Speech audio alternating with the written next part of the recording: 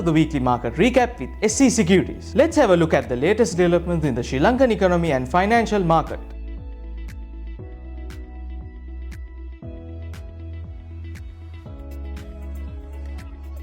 Sri Lanka's adherence to its reform program could lead to a B1 credit rating upgrade from Moody's within 2 years, crucial for accessing global capital markets. Bloomberg Economic highlights substantial economic improvements since the 2022 debt crisis, attributed to measures under the IMF program. Achieving a B1 rating maintained between 2012 and 2018 would restore Sri Lanka's ability to issue dollar bonds with competitive coupon rates between 5.8% and 6.8%. The country must secure this rating by 2027 as its external financing needs, including debt servicing and current account deficits, are currently met through multilateral loans and other capital flows. The anticipated Moody's upgrade expected this month signifies progress under the IMF reforms and enhances investor confidence in the nation's recovery trajectory.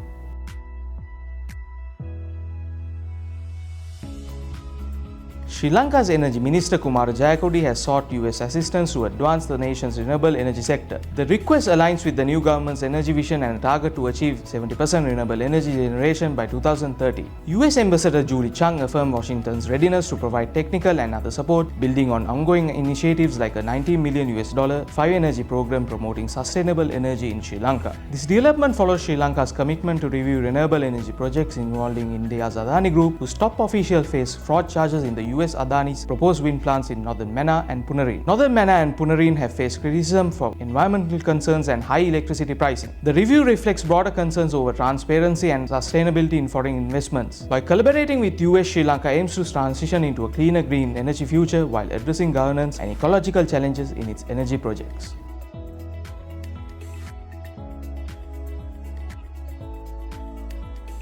Sri Lanka Customs is on the track to exceed 1.5 trillion rupees in revenue for the first time, with 1.41 trillion rupees already collected, reflecting a 46% year-on-year increase. This performance is fueled by high imports of petroleum, steel, cigarettes and electric appliances, offsetting reduced revenue from vehicle imports, which dropped to less than 6% of the total revenue from the usual 25 to 30%. Director General Sanath Nonis credits enhanced operation efficiency, stricter oversight and technological innovation, including an automated risk management unit for minimizing system leakages and combating corruption. The implementation of improved tax collection mechanisms along with fines and penalties further contributed to this success. With 20 days remaining in 2024, a final revenue boost from the rice imports is expected to help meet the 1.53 trillion rupees target. The department's focus on transparency and autonomy has set a new benchmark in revenue collection, showcasing the impact of strategic planning and achieving ambitious fiscal goals. This record performance underscores customs' critical role in Sri Lanka's economical recovery.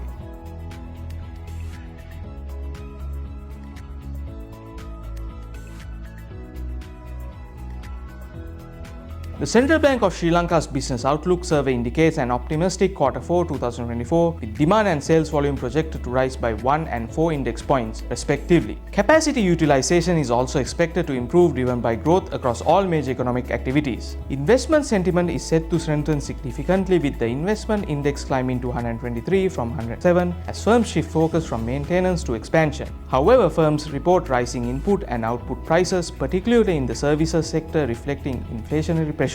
Tight credit conditions persist, with stricter bank lending standards limiting access, though credit demand for operational expenditure is forecasted to grow by 8 points to 136. This balance of trends highlights both opportunities for expansion in a recovering economy and the challenges posed by cost pressures and constrained financing. Sri Lanka's sustained economic growth and firm strategic adjustment could drive continued business recovery into 2024.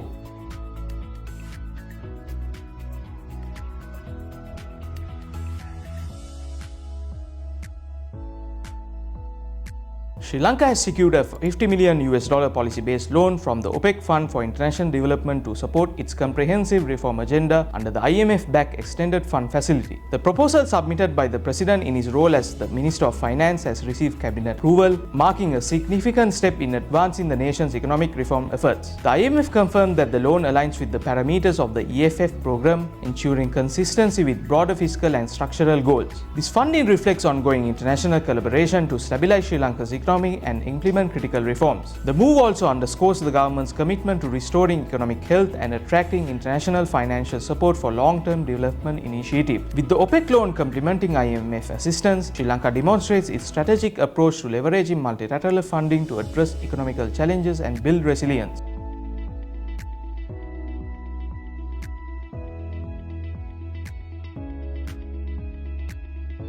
With the recent Treasury-bill auction, the 91-day T-bill rate stands at 8.69%, down by 4 basis points. The 182-day T-bill rate stands at 8.88%, down by 6 basis points. And the 1-year T-bill rate stands at 9.07%, showing down by 1 basis points compared to the previous week.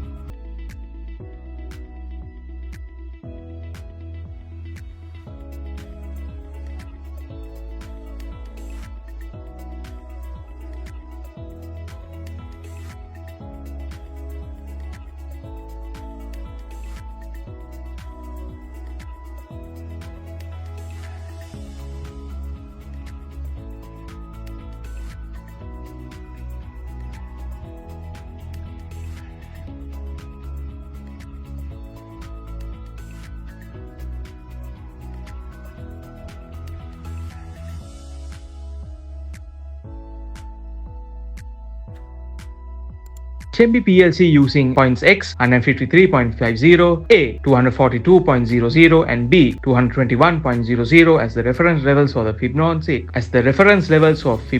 extensions. The price has broken above 38.2 extension level and closed at 258.75. After testing a high of 259.00 on Friday, the 23.6% extension level located at A 242.00 will act as the immediate support, but the immediate resistance is at 50% extension level of 265.25. MACD line is above the signal line and the stochastic RSI is at the top of the overbought area. Thank you for watching, and we'll be back next week.